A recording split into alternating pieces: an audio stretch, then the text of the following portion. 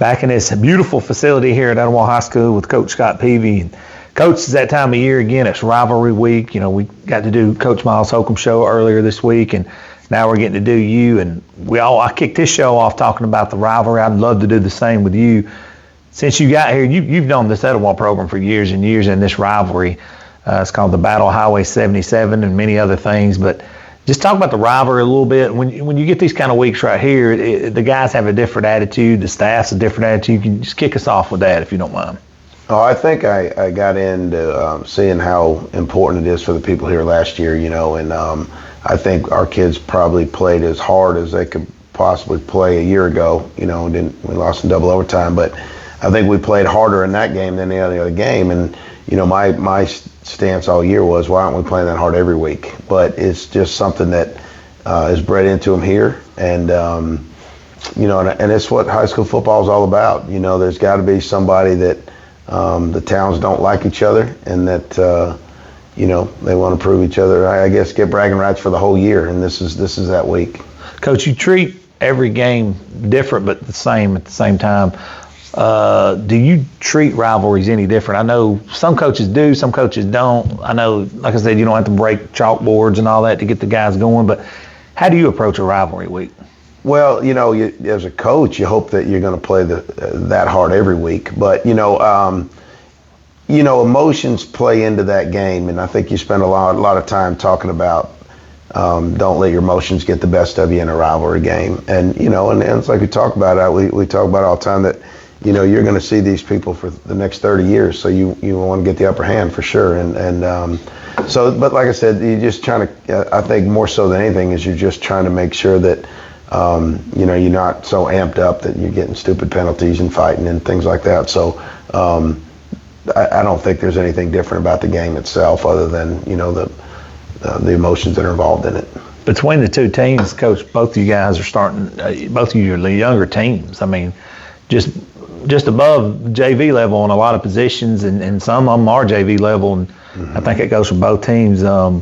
When you're having a coach like that, and we talked a little bit about this with Coach Holcomb, you're having to teach the game as well as teach schematics and things you need to get done. Yeah. Talk about that a little bit, and then this probably some of these guys' first taste of a true rivalry too, you know, and that's something to say right there. Absolutely, you know, and I think our kids are, you know, they're used to playing in big games and things like that. So it's, you know, I don't think that's going to be an issue. But the fact is that, like you said, there's some guys that are going to be playing this Friday night on both teams that should be in a JV game, should be learning, you know, mistakes in a JV game, and instead it's going to be on a Friday night where it's under a microscope. And you know, I don't think you know, I hope that the people in our community realize it, and I hope the people in their community realize that, you know, we're both in a little bit of a transition, and you know, and obviously you never want to not win a football game. Both of us are trying to win the football game as hard as we possibly can. But, you know, we're trying to build programs, and we're trying to build, you know, the right way and try to do things the right way. So, but we're never going to not try to win a football game. But we got to be understanding that, you know, we need a little bit of time to grow, and especially with our young guys. You know, we have very few seniors, and which is a good thing, which means, you know, the future of our program is good. But you know, we got to figure out the here and now, and we're both trying to do that. Coach, what have you seen from Southside on film? They've showed signs this year, you know, of playing some really good football, and even in Coach's own words, sometimes he's like, man, it looks like we're taking 2 steps back. But when you turn on the film, and they've played a pretty tough schedule, what have you seen? They've played a tough schedule, and you know, they're just going through some growing pains just like we are, you know, and just when you get rolling, you know, you get a bad penalty that takes you out of some situations, or you get a turnover that takes you out of something, and you know, they're in the same boat, and you know, they play really hard. I feel like they had every opportunity to win the Hoax Bluff game. They had a couple touchdowns called back, make a nice catch in the corner of the end zone.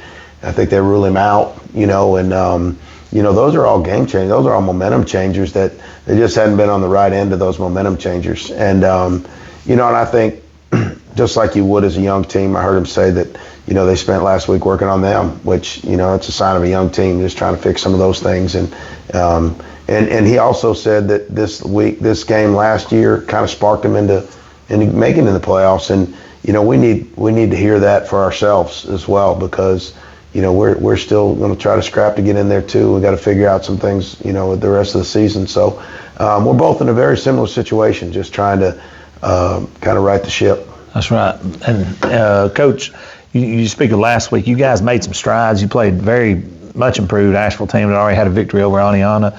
Come up a little bit short, but you really played. You play your guts out, and you guys come up a little short. But take us back to last week in that game, if you don't mind. Yeah, our youth showed there too. I mean, they got a good football team. They've done a great job. Their coaches over there have done a great job, and their kids. And that quarterback's special. And they're pretty good. And he's got several receivers that are really special too. So they did a good job. The game was 20-19 late, and we're driving, and we get a penalty that backs us up, and then we got to get in the throwing situation, and then we get, coming out of a timeout, we make a mistake as coaches that we have too many on the field, and we're trying to run one off, and we get a bad snap, and just some youth hurt us right there, and a coaching mistake hurt us. So takes us out of the game where the drive that we had going really to go in and win it, and then they score on us late. The last couple seconds of the game. But anyway, on a big play, the broken play. But like that quarterback special now. He can make you miss, and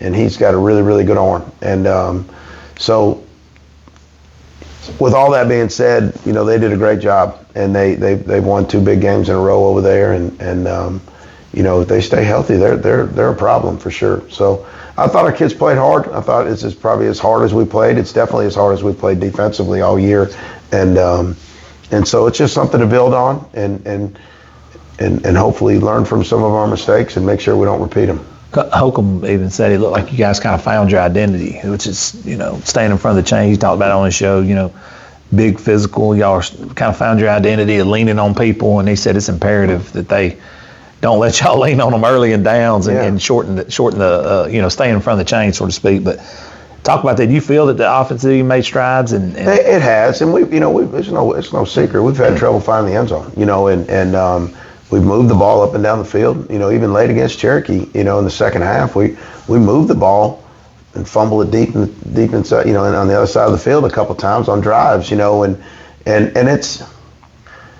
We have found an identity, and it's something that the kids here have never done. And so it's a learning curve every week, and there's something new. We're like, we didn't know we'd have to learn that, the hard way. But, we went from a spread team. We went from had a dynamic quarterback that could spread it around to probably running what I think is the toughest offense in the state, as far as you have to be physical, you have to be downhill, you have to play with great pad level, you have to run the ball really, really hard, and you have to trust the fact the hole's going to be there, and if you bounce it, you're going to get tackled for a loss. So it's a big change to what we're trying to do, and we just through some youth that we're not very dynamic throwing it. So we got to find out ways to be real physical, and hopefully, once we figure that out, we're going to be hard to stop.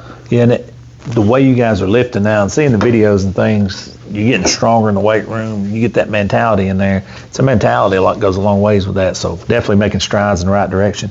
Heading into this game, what do you think the keys is for you? You guys obviously have some keys that y'all are looking at this week. Just some things I know you're going to give kind of the coaches speak answer, but just some things that it's obvious we've got to get this done, or we're not going to be successful. Yeah, obviously the coach speak thing is we got to hang on to football. We're turning that thing over too many times to ever be, especially with what we're doing offensively. That penalties and turnovers, you just can't overcome them. That's right. So when you have a dynamic kid in the backfield or a quarterback like that, you can make a few mistakes and still recover. Well, we're kind of a ground and pound, and so we can't. So that, and defensively, we got to continue to improve. We haven't played great defense in the past, and I feel like we're getting better and better and better, and we're figuring out the effort that you have to play with to keep yourself in a game, and so we're figuring those things out. But of course, it's homecoming, and so we can't get caught up in that. The fact is that homecoming is to celebrate a game, and so and I'm sure that's all over the bulletin board over there, and they didn't need any extra motivation. and he knows as well as I do, you got to pick somebody to be homecoming. They made us homecoming last year, and so we just kind of returned the favor, and hopefully we'll play our guts out. And I know they will. I know Southside will too. It's just that's the way the game is designed, and between the two communities. And but we can't get caught up in that. And like I said, I'll talk about the emotion of the game. Just play the next snap and as hard as you can, and some good things will happen for us. A couple more questions. I get you out of here, Coach. Nobody's watching. It's just me and you talking here. Most coaches hate homecoming. Your thoughts on it? Because it's a lot of distractions, a lot of other stuff. It is, and you hate to make a game that you circle as one that everybody's going to get up to be in there, but it is. It's not who wants to be in a parade and that kind of stuff, because your kids will act silly and not be focused, and especially us at this time right now with the youth of our program. Anything that's a distraction from our focus is hard to overcome. So, but it's good. It's just part of the learning process, and we just have got to figure out how to get out of that. We almost find a way to lose the game instead of finding a way to win the game, and so we got to get out of that, and we don't want anything to distract from that, and homecoming can do that. Yeah, no doubt. That's a good answer. That's a good politically correct answer, Coach. Yeah. So, it's just hard, but everybody has it. Everybody has a homecoming week, and everybody is going to have to deal with the same things and the same issues, and everybody that's the visiting team that's homecoming, talks about, we got to wear a dress or wear the date, and all that, the sacrificial lamb and all that. So, it's the same stuff that's been being said for 40 years, but the fact is everybody's got to have it. They got to have it. You're right on that. That's a fact. Final thoughts, Coach, before we shut it down. No, I'm proud of our kids. I think we found a way to continue to develop. Unfortunately, it's not on the win-loss column at this time, and as long as and it doesn't get any easier. Our schedule's brutal, and I watch the other coaches' shows, and they're all in the same boat. There's some games that even the games you think at the beginning of the season gonna win, those teams are playing really tough. So it's tough week in and week out, and I like it. I like it tough. I've never enjoyed being a coach that you knew you were going to win by 40 and put the backups in the third quarter, and that's not what the game's about. The game's about digging deep and finding out what you're made of, and there's no glory in winning by 50. There's a glory in a nail biter, and you find a way to make a play to win it. Yep. And that's what's fun about the game. Yep. The game's fun when it's competitive, and two teams are representing really well for their community. And that's what you want to do. That's how you want to play the game. Well, Coach, if that's what you like, this region you're in, you'll get supplied with plenty of that. You get plenty of it. You sit around, you think, I'd like to have an easy one, but it just is what it is. I had a redneck buddy of mine. He used to say, you can't sling a dead cat without hitting a whatever. Well, in this region, you can't sling a dead cat without hitting a good team. That's right. You know what I mean? Asheville's a perfect example. They've got some real kids that can play. They're really improved. They're very well coached, and they have a few dynamic kids that really make it difficult. Yeah, they're very improved, man. I give Mark credit. He's doing a good job over there. He is. Well, Coach, I appreciate you sitting in with us. Good luck in your rivalry game, and I'm actually going to come out there and shoot some pictures for y'all, so I'll be there myself Friday for at least half the game. Well, good. We appreciate you guys, man. It's always, our kids get some publicity, so we do appreciate it. Thank you. Yes, sir. Appreciate you.